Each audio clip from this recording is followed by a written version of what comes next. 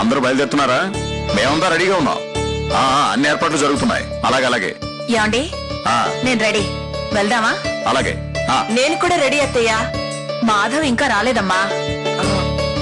ఓ పెళ్లి కొడుకు కదా, రాధికకి నచ్చేలా రెడీ అవ్వద్దు.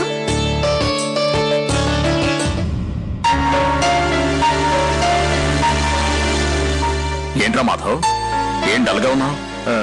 ఏం లేదన్నా.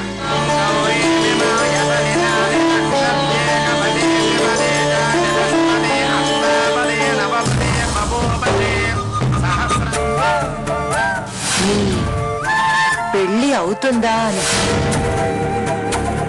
తనే మీ భార్యనని, తనకి విడాకులు ఇవ్వకుండా మీరు మరో పెళ్లి చేసుకుంటున్నారు అని పోలీసులకి కంప్లైంట్ ఇస్తే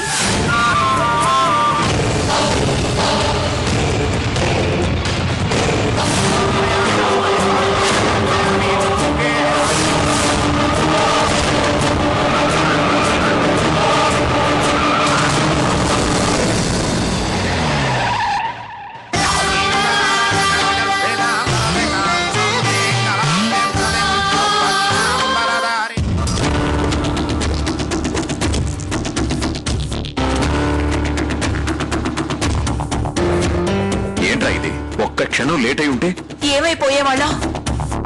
ఎదురుగా ఆ వ్యాన్ రావడం చూడగానే నాకైతే గుండె ఆగిపోయినంత పని అయింది. అవును సురేంద్ర, మనం బయలుదేరిన వేళ విశేషం బాగుంది.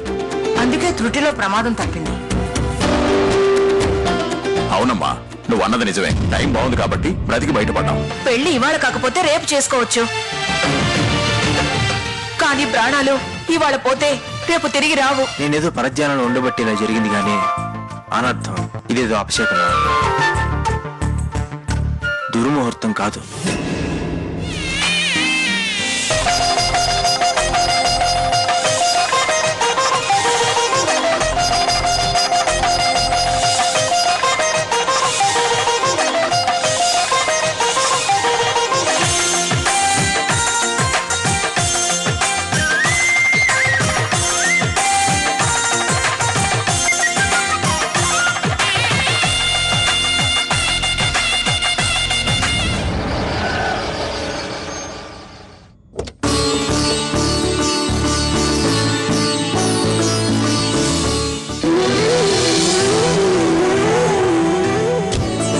మాట్లాడాలి.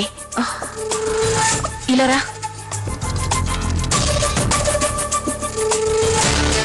ఏంటత్తయ్యా, ఏంటి కంగారు? ఇంకా ఏం కావాలి?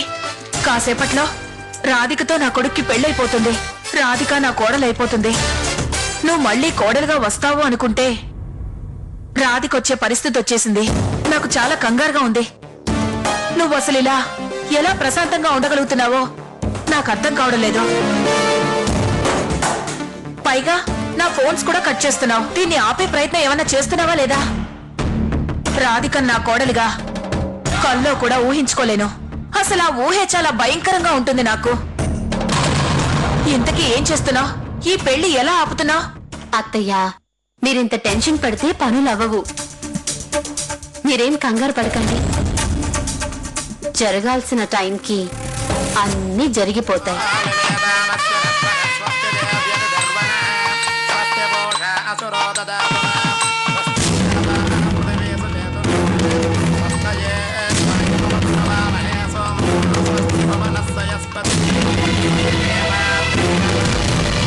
బామ్మగారు ఎంతసేపు నుంచి ఉంటారు? కూర్చోండి.